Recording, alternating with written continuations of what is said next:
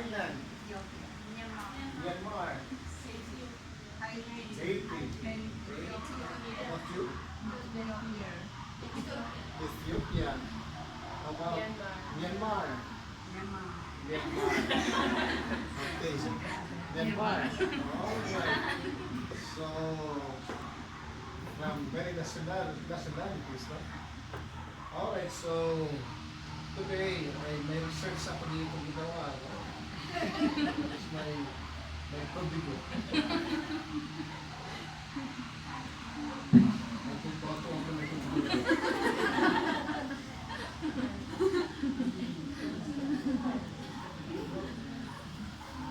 I'm still a bit disoriented, sister, because I got sick last Tuesday after yesterday.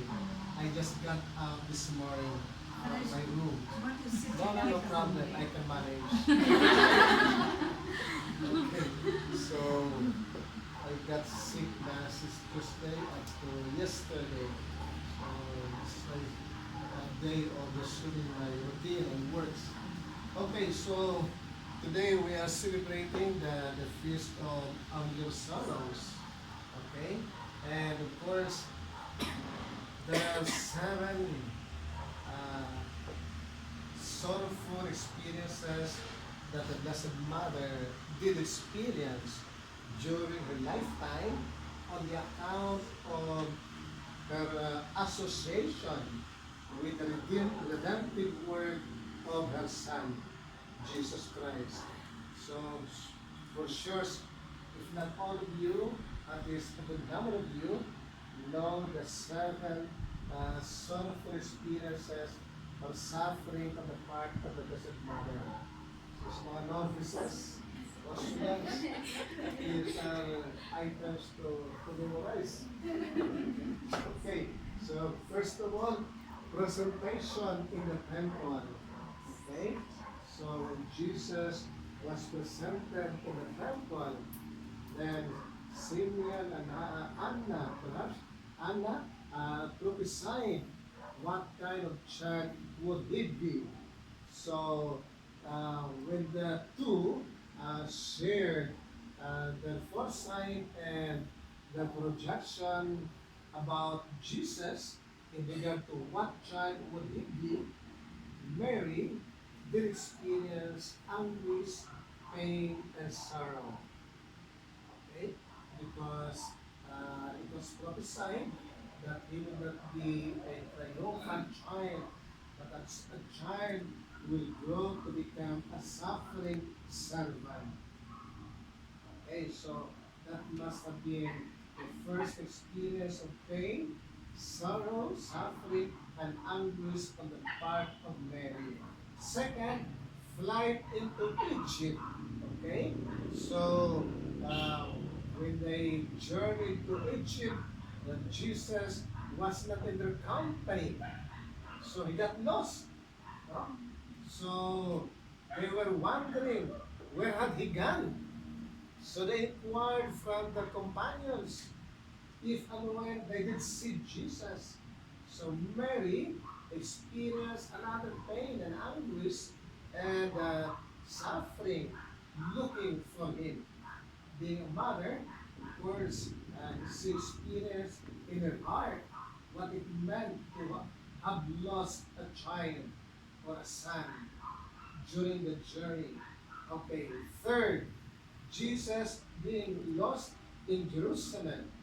So that too was another experience for him. So again, he was searching, where must have he gone? And then meeting of Jesus and Mary on the way to Calvary. So Jesus was on the way to Calvary, and her mother encountered him along the way, and seeing Jesus indeed suffering, terribly suffering, carrying the cross, and being counted by people, it must have been a terrible experience of pain on her part. And then the crucifixion, looking up to her son, being nailed on the cross and dying. So that must have been another terrible experience of pain and sorrow. Then when Jesus was taken down from the cross, that too was another experience of sorrow. Seeing Jesus, whose wounds on the hands as well as on the side, on the feet, may have pierced her heart as well. And finally, the burial. So when Jesus was buried, Mary experienced all these pains and anguish and suffering as a mother, as a person. So, may I repeat, so the seven sorrowful experiences of the Blessed Mother are the following: presentation in the temple, flight into Egypt, third, Jesus being lost in Jerusalem, fourth, meeting of Jesus and Mary on the way to Calvary, fifth, crucifixion, then sixth, taking down of Jesus' body from the cross, and burial. Burial. So ito ang pitong mga karanasan ng Panginoon. Mahapdim sa kanyang puso. Okay? So, later sister, you may give a quiz. Alright, now, what is the significance of this one? So, of course, Jesus came as a suffering servant. God became a human person, a human being, poor at that, so that man and woman can be elevated into the state of being children of God the Father in Jesus Christ. So God coming down so that man can be elevated to a status of being God-like even in life. Because all of us are created to be in the likeness of God. So in that manner, in that light, we'll say, for us to become God-like as well. So this is the mystery. And the second, related to that, once we take our discipleship seriously, the element of sacrifice, cross, suffering, and pain is indeed a part of our family of Jesus. So on your part, for sure, you have had your experience of that in your own way, like leaving your family, your country, your culture, your loved ones, and in coming over to undergo the formation, as well as for the missionaries, leaving your country and culture to come over as religious missionaries. All of these movements entail suffering, pain, and anguish on your part, for sure. For your info, I too was a religious missionary priest before. No, I was a Clarician. So I asked sister, who is the sister taking picture, video. So Father Visadalia, the manager, was my companion. So I was assigned in Basilan as well as in Ipil, in Mindanao. So religious life is not alien to me, you know. That's why when I run a parish, by the way, I got incarnated during the time of Cardinal Sin in the Archdiocese of Manila in 1997. In 1997. So, so because of that experience as a religious missionary, I take on my responsibilities in the ministry, not as a diocesan priest, but also as a religious missionary priest. So that's my garrison whenever I get assigned. So at the moment I am assigned by the bishop to run the schools of the diocese of the villages. And there are 9 of them, as well as this parish. So these assignments have brought me also some pain and anguish and suffering. just like your own experience. For example, uh, when the bishop assigned me or appointed me as superintendent director of the 9 schools, that was not an easy moment because in every school there was a director, priest director, and there was a parish priest. No?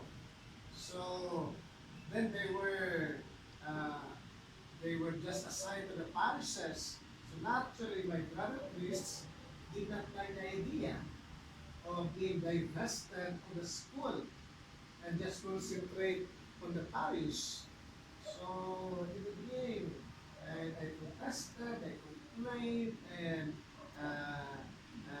they made remarks against me as well as against the bishop. So but the bishop was determined to introduce reform. So that was also a painful experience on my part, just to assume the responsibility and being misunderstood by the brother priest at the time. But in time, they have they have realized that indeed it was a good uh, reform or initiative on the part of the bishop. Because in that manner, we saved a lot of money. Because at that time, the parish priest received some allowance from the parish and another set of allowance or remuneration from the school. So double remuneration or allowance. And that was not good. So naturally, as human beings, if you are asked to give up that and just concentrate on the parish, it was like also losing some kind of kingdom as well as income. So income. Don't be scandalized, but that's the reality of uh, the church. There are many, many beautiful things in the church. There are also some weaknesses in the church. And that will be one of that, you know. Alright, so that's it. And another one, when I constructed a school in Spain, we were attacked by the barangay captain and his kalawans in Camarin, because they claimed that the land was theirs, when in fact it was not. So when I came to the place and I supervised the works, the kagawas, the kapitan came with their guards, so I had to vacate the area. So kind of persecution, so to speak, a kind of that. So meaning, I don't want to multiply, and there are others, but I'm just telling you that when we follow the Lord, we become followers of Christ, some an experience of suffering, pain, anguish, due to renunciation and fidelity to the Lord may cause us some discomfort and inconvenience. And that can come in the form of pain, anguish, and sorrow, suffering, and sacrifice. But they are integral aspects of following the Lord.